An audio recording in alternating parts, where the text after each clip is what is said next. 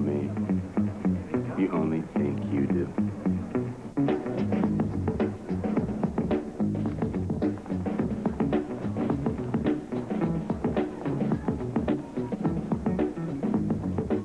That guy is a stuntman. And that guy's an actor, and a good one, too, since John Travolta gives his second triumphant performance in a row in Get Shorty, playing a character somewhat reminiscent of that so-called lovable hitman he played in Pulp Fiction. And in this new movie, Travolta co-stars with Rene Russo and Delroy Lindo, who we saw in that scene there, plus Danny DeVito and Gene Hackman. And Get Shorty, with that amazing cast, is just one of 6 big new movie releases that we cover on this week's show. The first show of our 11th season together on Sneak Previews. Where does the time go, Michael? And I'm Michael Medved. And I'm Jeffrey Lyons, still here, and we'll get Shorty a bit later in the show, because our first film is The Scarlet Letter, director Roland Joffe's version of the Nathaniel Hawthorne novel set in colonial Massachusetts. Demi Moore plays a young woman who has come over from England months ahead of her much older husband, and who here gets a fateful visit at her remote cottage from the local minister, Gary Oldman. Hester, I'm not the man I seem. I've lived in this township my whole life. My purpose clear. But now I would risk everything, my life, my ministry, my soul, just to spend a few moments alone with you. God help me, Hester. I love thee. God help me, I love thee too.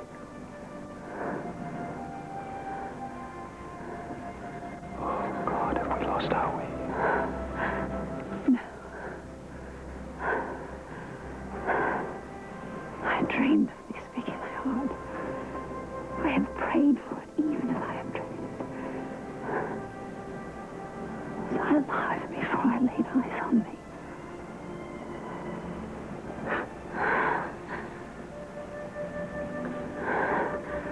What shall we do? I know not. Say something to end it, for I've not the power. Nor I.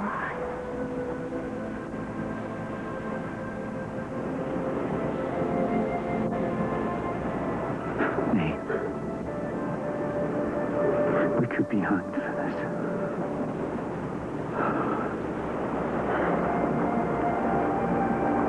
And they're going to be hanged for this, but by the critics, or at least by this critic.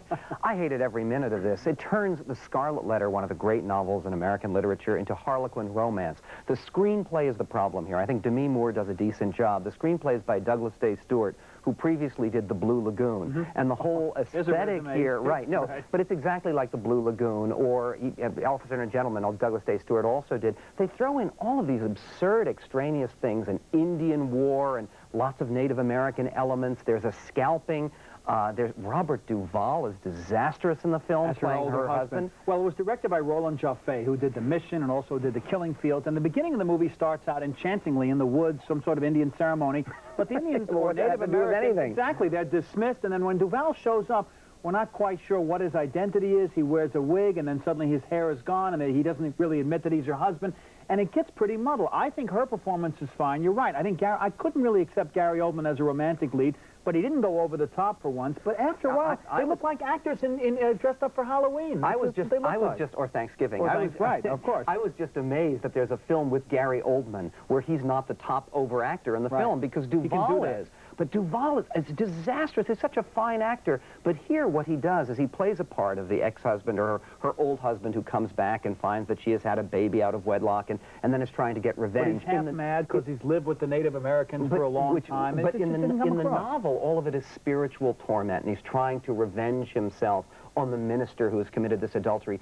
Here, he actually commits a scalping. He goes off and starts murdering people. There's an attempted rape scene where someone's eye is put out with a candle. And then finally, this is all absurd finally they had some problems with the ending, and finally there's a big battle scene that seems almost an afterthought. And by that point, you don't care who lives and who dies, and there's an ending. There's an uplifting ending, which just seems so unnatural. A happy ending, very unnatural, particularly in a movie like this and a story like this. Well, our next film is something somewhat different. It's called Assassins, and this one's directed by Richard Donner of Superman and Lethal Weapon fame. Here, Sylvester Stallone and Antonio Banderas star as two professional hitmen and bitter rivals who just can't agree on sharing a cab.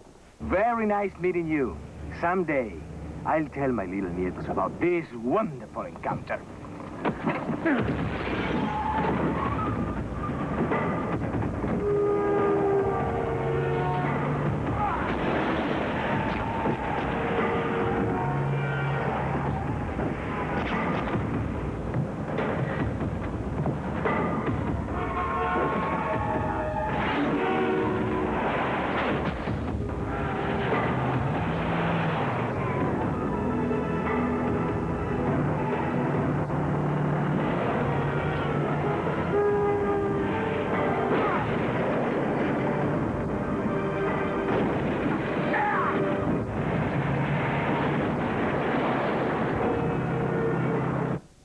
Both Banderas and Stallone are assigned to eliminate the same target. Julianne Moore, who plays a surveillance and computer expert who's involved in industrial espionage. She gets to know Stallone first, who here uses his unique charm to win her over.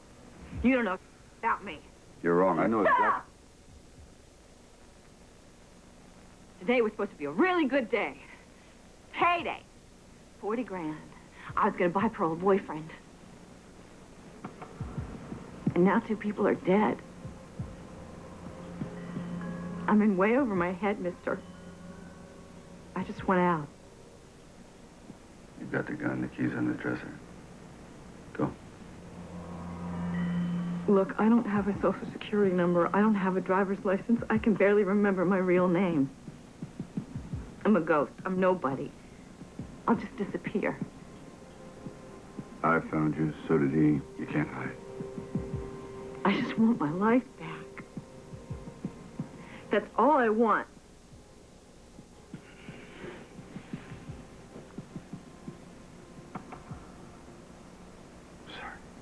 Well, Julianne Moore may want her life back, but some people may want their money back after sitting through this repetitive shoot-'em-up in which there is nobody really to like here. We don't understand why Antonio Banderas, the young Turk who wants to displace Sylvester Stallone, idolizes him. And if he idolizes him, why does he want to kill him? There's kind of a triangle here. There's no love between the three of them, and it's just one gunfight after another. I saw Banderas in Desperado, where he was a good guy, forced to kill, but he kept killing people. He does the same thing here. Yeah, but he also plays a psychotic villain extremely well. Yes, he does. And it's one of the reasons I like the movie. I mean, I think that for what it is, you can't take the same standards that you take to Scarlet Letter or Remains of the Day and apply it to Assassins. There are just a couple of questions you have to ask. Is the villain interesting? Here, I think he's absolutely compelling and riveting and sexy and destructive and demonic and fascinating. Banderas is great. Number 2, is the hero interesting? And Stallone is very understated in this film. He doesn't overact as he usually does. He's almost invisible. He says almost nothing and growls his lines and runs and fires. But That's it. I came to care about him. It's the oldest trick in the book, the whole idea that he's a hitman, but he wants to get out of the business. He makes you care about that character, and he has very good chemistry with Julianne Moore, who can do anything. She did Chekhov last year. She was wonderful. She's kind of the Diane Keaton of the 90s. She's wonderful. But if you want to see a movie like this, rent a picture called The Gunfighter with Gregory Peck about an old gunfighter and a young one who wants to beat him to the draw. 1950. That's what I thought I was seeing here. What this has, it has spectacular high-tech action and chase scenes that are extremely well directed by Richard Donner. I mean, this is a film by Joel Silver, who produced the Die Hard series and the Lethal Weapon series. Movies, and Richard Donner I would not claim that it's pure gold, but it is solid silver. It gives people what they want from this kind of film. A lot less would have been a lot more. At over 2 hours, I thought it was endless. Well, our next movie is How to Make an American Quilt with Winona Ryder. She has an all-star cast of women who spend most of the movie giving her advice. Ryder plays a grad student contemplating marriage to Dermot Mulroney, but she leaves him for the summer to spend it with grandmother Ellen Burstyn and great-aunt Anne Bancroft and other women, all working around a large quilt, supervised by Maya Angelou. For this particular quilt, the theme is where love resides. So what you're saying is that by harmonizing all these different elements, you're creating kind of a continuity in the piece? No. What I'm saying is I don't want to end up with some damn ugly quilt. Finn, when are you going to start having babies? My God, I don't know. Are you using protection? Sophia. Oh, Sophia, you filthmonger, leave my grandniece alone. So, this quilt you're working on, is this something you're making for the state fair? It's your wedding quilt, honey. Now, her heart may be pledged elsewhere, but 3 months separation is a long time, and it's hot in the summer, so on a trip to the local pool, she meets temptation in the form of newcomer Jonathan Skate. No, he's not supposed to be a Calvin Klein model, but just a local farmhand. So are you in training? Yeah, I'm going to be an ocean swimmer. Yeah? What's your name? Finn. Like on a fish? No, with a double N. It's one of those weird hippie names. Oh, it's a beautiful name. Finn. That's the thing that laces through the water. That's the thing that gives the fishes their speed. This whole subplot doesn't even exist in the best-selling novel that inspired this film. You gotta wonder, why did they throw it in? It's not like they have a shortage of material. In fact, for me, the problem with How to Make an American Quilt is there's just too much. I mean, you have 8 different women, all of whom you only find out the tiniest little thing about. And in each case, what you find out is you go into a flashback and they have some kind of disastrous, horrible marriage or relationship with a man. And that's almost insulting, as if in this film, which is supposed to be all about female friendship and the dignity of each of these women, the only way any of them is defined is in terms of relationships with a man. Well, I don't think all the flashbacks were horrible scenes, but I will tell you this. It reminded me very much of a movie, which I admit is better, called The Joy Luck Club, in which they sit around and play mahjong and talk about their relationships in the past, but also relate to their daughters. Yes. That's a mother-daughter movie. But I will tell you, this time around, each character worked on me in a different way, and the point of the film that I saw it is, here's Winona Ryder, who I thought is gentle and innocent, coming to an important part in her life. She was just totally unfocused, playing a Generation X stereotype here. She's about to make an important decision in her life. Her mother's marriage has been on the rocks on and off, and here are these women presuming to give her advice about life, as we saw in that scene. Who are they to do that? And why aren't they qualified? Well, we've seen, scene by scene. Yes, they're all self-absorbed. Yes, there are things about it that are overdone, but it worked on them. Jeffrey, if you're saying that who are they to give advice to Winona Ryder, who are they to have us care about them at all? Well, I did care about them. That's the irony of it, though. This is directed by Jocelyn Moorhouse, an Australian director who previously did a film I thought was absurdly overrated called Proof. Oh, I liked it. About a blind photographer. Right. Great. Well, I like that. But this film, what she does is she blows everything up as if it's the greatest thing in the world. Because it's supposed to work on you emotionally that way. Yes, it's sappy and overdone, but it falls for it. Let it work on you. Glowing images don't fit with this rather And how about the cinematography? That was gorgeous. It's well shot, but I think that's so well shot that it almost undermines kind of this understated little material that they have here. Well, I liked it. Now we move on to the latest movie from England's acclaimed Merchant Ivory production company, and this is an adaptation of a novel set in Victorian times called The Feast of July. It stars Embeth Davidtz, who made such a strong impression in Schindler's List. Here she plays a poor girl who's seduced and abandoned by a heartless cad. She finds refuge with a kindly family in a farming village, but the 3 sons of that family all are interested in her. Eventually, the youngest, the most shy, and the most innocent of those sons, played by Ben Chaplin, tries to express his feelings. Bella, will you marry me?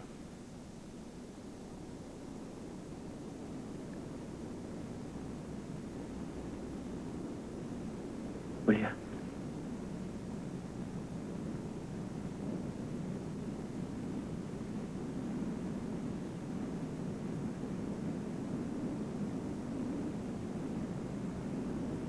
Yes, I will.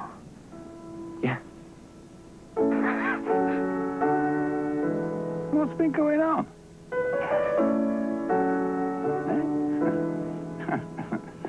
Eh? So why didn't you tell me, eh? Why didn't you... Hey. Later, entirely by chance, Davidtz and her fiancé come across the married man who had disgraced her long before. Hello, Bella. Told you I'd see you, didn't I? Like the hat.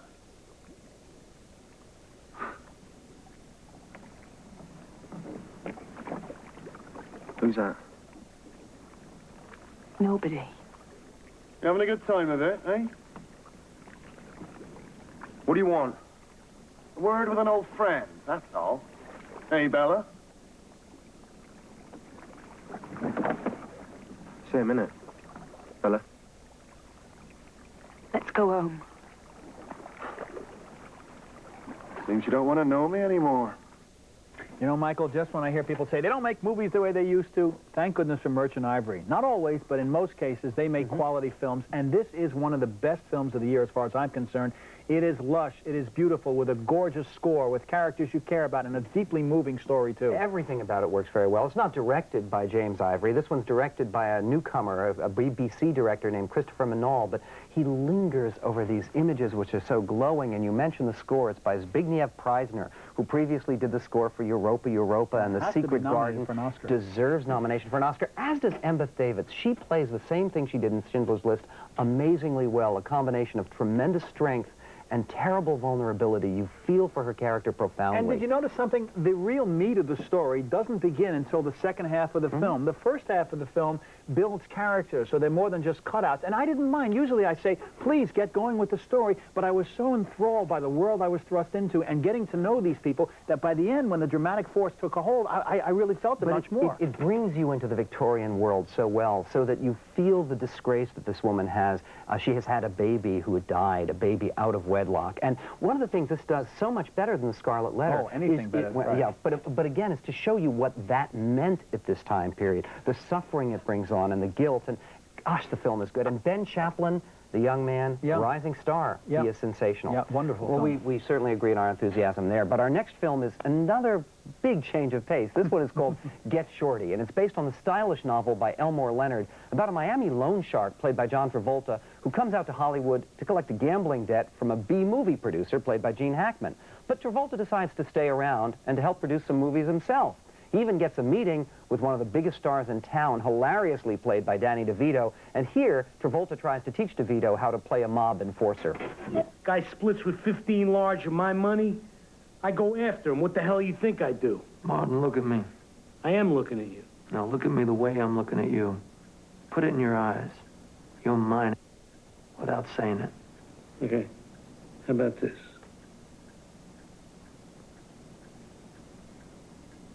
What are you telling me? That you're sleepy? That you want to go to bed? All right, wait. Okay.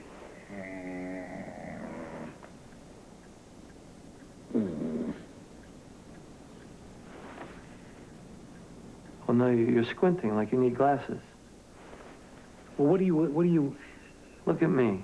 What? What I'm thinking is, you're mine. I own you. But what I'm not doing is feeling one way or another about it. You see, you're not a person to me. You're an entry in my book. That's all. You're just the guy who owes me money. All right. How about this? Ooh. Wow. Oh. Not bad. Not bad. No wonder you're Martin Weir. Oh, yeah. DeVito's wonderful in this movie. Sure As is everybody. I think this is going to become a cult comedy classic. Maybe even not a cult, maybe bigger than that. Because I hope everybody sees this movie, every adult, I should say. Everybody works wonderfully together in this movie. It's impossible to describe. There are plots coming in and out and weaving in and out. But every character works on you, the ones you love and the ones you hate. It's like a crazy Shaggy Dog story, which is true of a lot of Elmore Leonard novels. And in a way, it is similar to Pulp Fiction in terms of the weird interconnecting plot elements. But this never takes itself seriously. It never emphasizes sort of darkness. Everybody, including even the bad guys, is sort of done with a light touch. You do care about the people. The characters are wonderfully rich, very unexpected, and the way they interact is very unexpected. And Travolta, he may get another Oscar nomination. He's got a great swagger about him. There's one scene... We talk about swagger. He acts by walking the same way he did in Saturday Night Fever, except there's a whole different walk. But there's one scene, without giving anything away, where one character beats up another character and then takes something from him. Fun, right? Well, wait, then he takes something from him. I won't say what it is, but in your mind, you know what's going to happen now that he has this item. Well, it happens, but not in a way that we expect. There is nothing that you can predict in this movie from scene to scene. It's the surprising elements that help to make it so exceptionally good. And one of the things about it is it has a lot of terrific observations about Hollywood. This very much is like The Player in terms of showing some of the madness that goes on in deal-making. And again, there's making a basic observation, which is this loan shark from Miami, a mob guy. Travolta comes out and eventually does very, very well in the movie business because he's able to cut through some of the nonsense. Right. And maybe the movie is saying you have to be a bit of a gangster to be a producer. I don't know, but he's going to be a good producer, I suppose. Well, finally, we take a look at Strange Days, the latest from director Catherine Bigelow, whose riveting action thrillers include Point Break and Near Dark. This movie stars Ralph Fiennes, who won acclaim in Schindler's List and Quiz Show.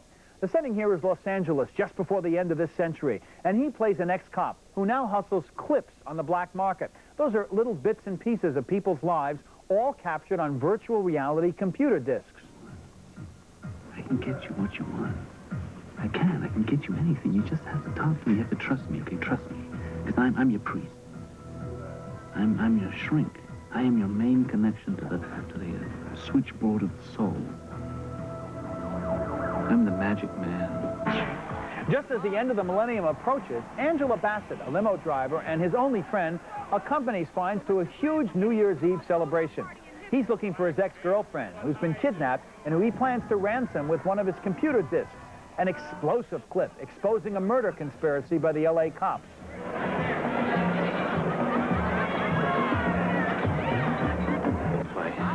Gans got what I want. I've got what he wants. This is the original. There are no copies. Exactly. That's why it's a makeable deal. Look, this tape is a lightning bolt from God. It's worth more than you, more than me, and more than faith. You understand? It can change things that need changing before we all go off the end of the road. And you do not have the right to use it for currency. So if you go alone. You see, I care about you, Lenny. A lot more than you know, which makes us both pretty stupid, huh? But if you pawn this tape, you mean nothing to me.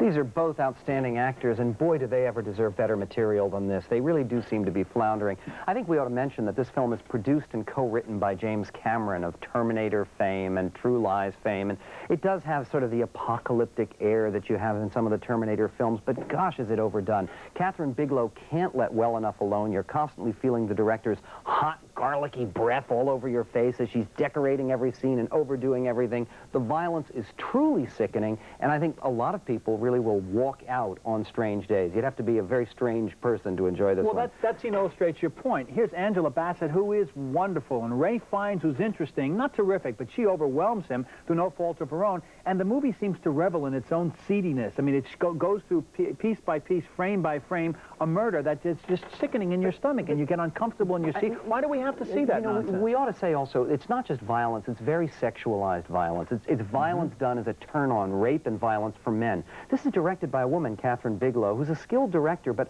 I really think if it had been directed by a man, there'd be a lot of protest about it, because it seems to glorify, almost revel in this idea that you get turned on by slicing women up. Another thing is, you know, movies about the violence of the LAPD, I guess, are coincidental, but any movie that takes place in a conspiracy against a black celebrity, and that's the whole point of the film. It's not a real good time for this to come out right now. Movies about 1999 and the end of the millennium, that just seems a phony setup, The only thing it does, it reminds us we only have 5 years to go. Well, now to summarize the movies we reviewed this week.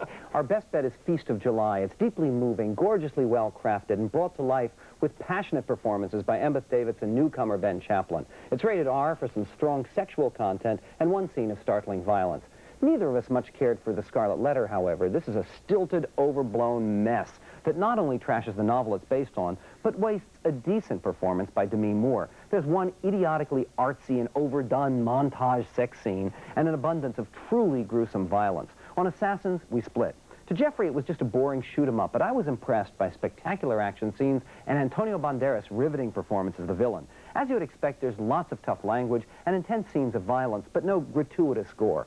We also strongly disagreed on how to make an American quilt. Jeffrey was moved by the fine performances by a large, distinguished cast, but I thought this quilt was patchy at best, with disconnected, unconvincing stories haphazardly stitched together. There's some harsh language and frequent, though relatively mild sex scenes and references. Get Shorty, on the other hand, impressed us both. It's a jazzy, sometimes hilarious comedy thriller with a smart, intricate plot and great characters. There's plenty of street language, some sexual content, and a good deal of sometimes comical violence. And on strange days, we also agreed. You'd have to be in a very strange mood to enjoy this muddled, mannered, ultra-violent, and ultra-indulgent bomb, which of course includes plentiful doses of crude language, kinky sex, and grotesque violence. So that's it for this week's show. Please join us next time when we take a special look at Hollywood's long tradition of getting a laugh by dressing big stars as members of the opposite sex.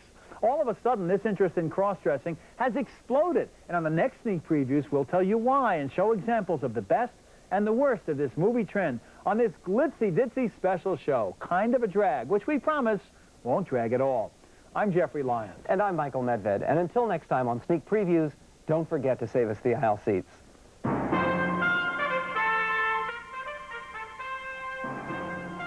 Today at 2:30, Mel Gibson, Sigourney Weaver, and Academy Award winner Linda Hunt star in Peter Weir's 1983 film, The Year of Living Dangerously.